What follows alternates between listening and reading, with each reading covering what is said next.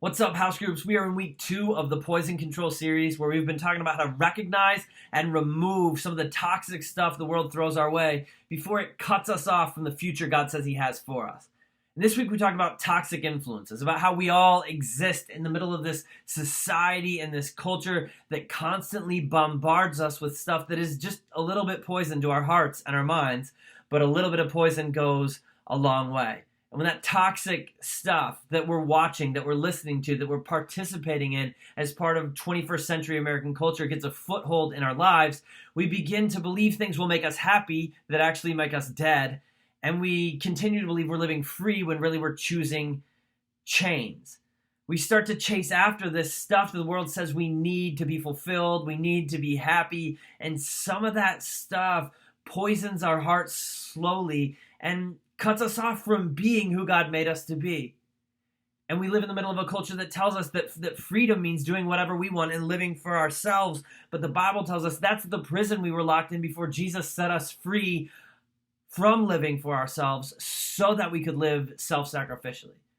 And on Sunday we talked about how Paul tells us in Romans chapter 12 that the solution to all these poison influences robbing us of the meaning and the hope and the joy and the life and the future that we were created for is to no longer conform to those patterns and those habits of everyone else around us, but to allow God to transform us by the renewing of our minds.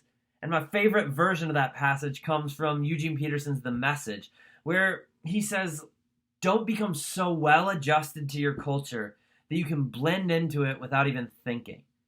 And for me, that's always such a gut check because I realize there are so many ways in which I just blend in to the world around me without really thinking about it, without really recognizing that I am slowly and subtly being poisoned, slowly and subtly being cut off from the life God has for me, not overtly, but in really small ways that add up over time. And so for me, what I know that I need to do is be transformed. For you, what I know that you need to do, what Paul tells us we need to do is offer our lives, our everyday walking around lives to God in a way that allows Him to change us from the inside out. He says we need to be transformed by the renewing of our minds. And the Greek word that he uses there is this word metamorphao. It's where we get the word metamorphosis, and it literally means to be changed from the inside out.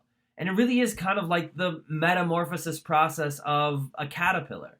Like a caterpillar, I don't know a whole ton about the science beyond what I've read on Wikipedia or what I read in the Hungry Caterpillar. I know that they're hungry. As a dad, I've read that book a lot of times. But I also on Wikipedia found out this. Like a caterpillar goes into the cocoon, right? And then after a few weeks, it nibbles its way out and it kind of explodes or crawls or climbs out of the cocoon as an entirely different creature. And what it's doing for those 2 weeks isn't like reading books on how to fly or how to grow wings, and it's not thinking real hard about how it could be different. It actually releases this enzyme that melts its body into like this caterpillar soup. For real. And then the molecules reattach themselves in a way that creates an entirely different creature. And so something that's wildly different than the creature that entered the cocoon exits the cocoon. And this is the kind of transformation Paul's talking about, because in life there are basically two kinds of change in the world. There's organic change and mechanical change. I think so many of us approach religion and we approach faith from this perspective of mechanical change. And mechanical change would basically be stapling wings onto a caterpillar and calling it a butterfly. I just imagine that. Imagine taking a caterpillar out of your front yard, stapling a set of paper wings on it and expecting it to fly. It wouldn't happen, but so often this is what we do with faith. And this is how we react to the poison influences in the culture around us.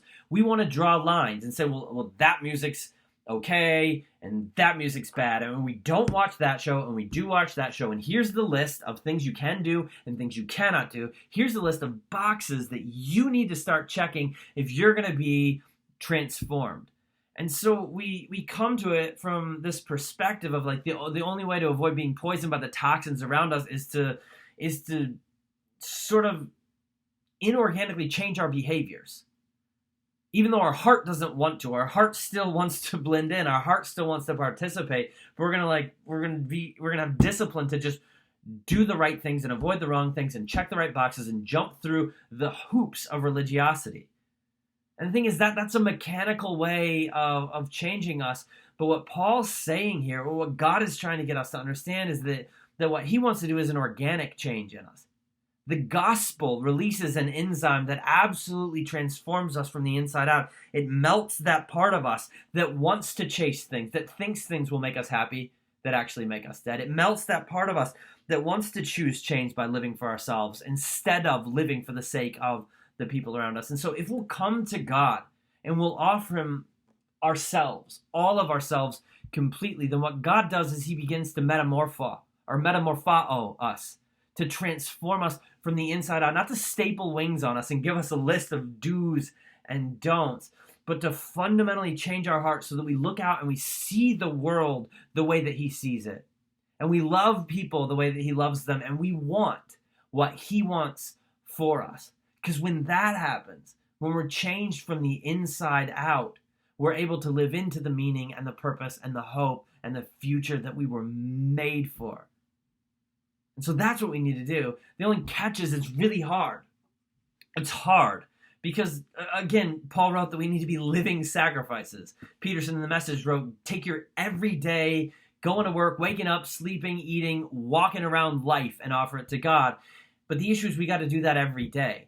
It's not like the Old Testament sacrifices that we're dead. We're still living, and living sacrifices keep on trying to crawl off the altar.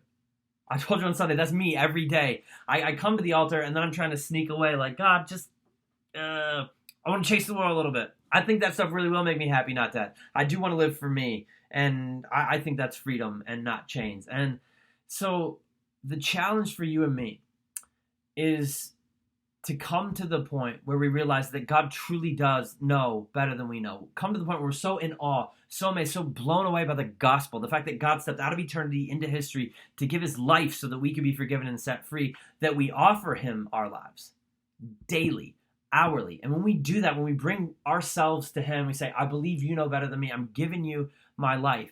Then what he'll do isn't give us a list of do's and don'ts that we don't really want to do, but we're doing it because we think we're supposed to. What he will do is transform us, renew us, change us. He'll release an enzyme that melts us down and reassembles us in a way where our hearts want what he wants, where our eyes see how he sees, and we can step back out into a hurting world and live with a greater sense of meaning and a greater sense of purpose and a greater sense of hope that absolutely writes a better story and creates a better future, not just for us, but for everyone around us. And so my challenge to you this week is offer your body.